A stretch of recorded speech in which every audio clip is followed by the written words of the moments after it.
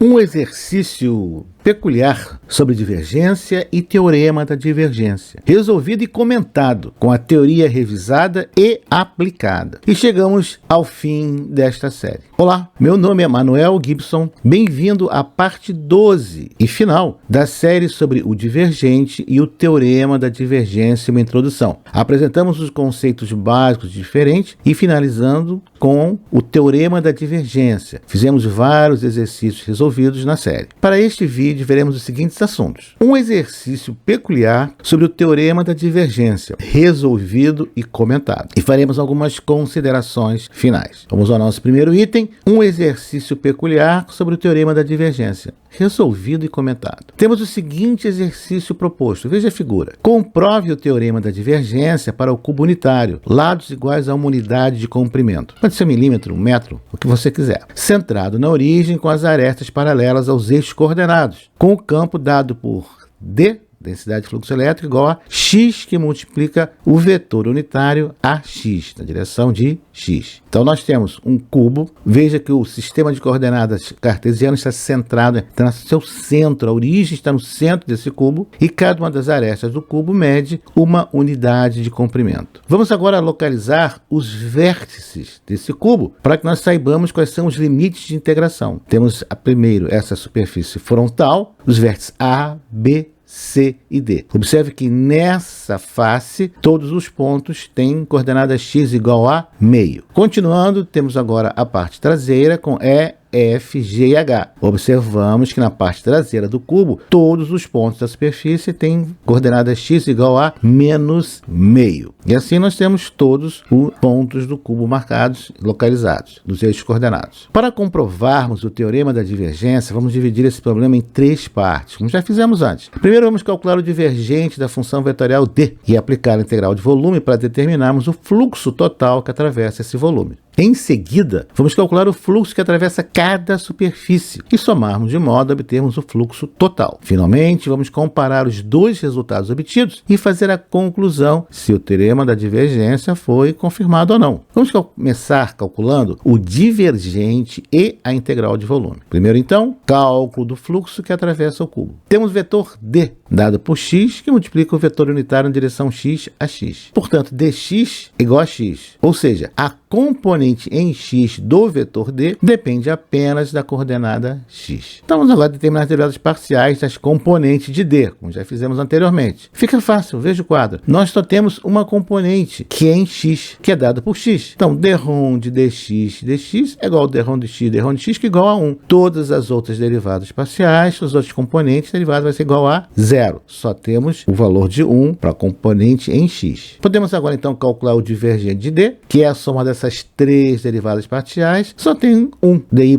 dz é igual a 0. Então, divergente de D igual a 1. Vamos agora fazer a integral de volume. Então, vamos pegar o divergente de D e vamos multiplicar por dv. Estamos trabalhando em coordenadas cartesianas, então o volume é dado por dx, dy e dz. Esse 1 antes de dx, dy, dz é simplesmente divergente de D. Observe agora os limites, por isso nós fizemos questão de marcar os pontos do cubo. Nós temos os limites x, y e z, menos meio até meio em x, y, z. X varia de menos meio a meio, y varia de menos meio a meio e z varia também de menos meio a meio. Vamos calcular então agora essa integral de volume. Y e z vamos manter por enquanto e vamos trabalhar com x. Ora, derivada de x, integral derivada de x, temos o x variando de meio a menos meio. Vamos pegar o limite superior, subtrair do limite inferior. Meio menos menos meio dá 1. Então agora nós temos 1, que é o do divergente de D, multiplica as integrais de y e z, dy, dz, vezes 1. Vamos passar esse 1 para fora também. Pronto, aí está. Vamos trabalhar agora com y. Y também variando de menos meio até meio, igualmente dando 1, sobra apenas dz, multiplicando por 1. Continuando, 1, z variando de meio a menos meio, igualmente igual a 1. Então nós vimos que a integral de volume do divergente de D dv é simplesmente igual a 1. O fluxo que atravessa o volume é, portanto, 1 coulomb. Vamos agora calcular o fluxo que atravessa cada uma das superfícies do cubo. Como temos a face frontal, o topo, a lateral direita, a face traseira,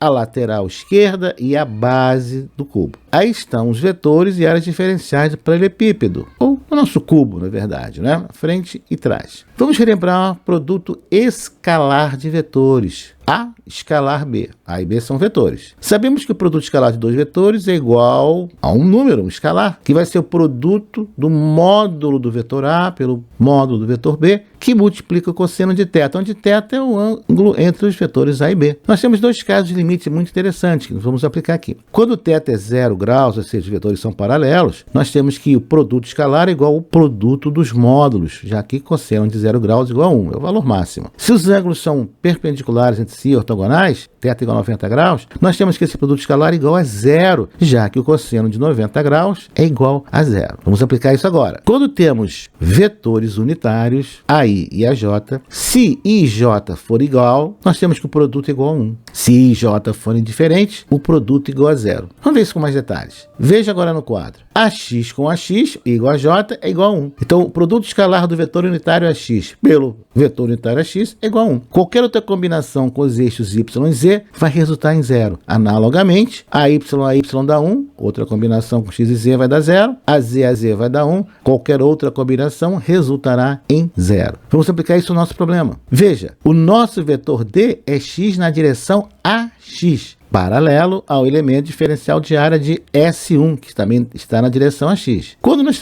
vemos S2, a Z é perpendicular a x, a Y é perpendicular a x. Logo, essas duas superfícies vão ter um produto igual a 0. O produto escalar de x vezes a Z e x vezes a Y é igual a 0. E, nas demais faces, na face traseira, vetor x a x paralelo a menos a x. Um está em direção oposta ao outro, mas são paralelos. Já S5, a Y menos a Y é perpendicular a x, assim como menos a Z também é perpendicular a x. Logo, não haverá fluxo por S5 nem por S6. Então, nós temos que fluxo 2 é igual ao fluxo 3 é igual ao fluxo 5 e fluxo 6 igual a 0, porque os vetores direcionais às superfícies S2, S3, S5 e S6 são perpendiculares normais ao vetor x, dx, que é simplesmente x vezes ax. Então, vamos então calcular o fluxo 1, na área 1, ds1. Na superfície S1, tem-se que x igual a meio. Lembra do nosso limite de integração? Temos também que a superfície ds1 é dada por ds1 igual a dy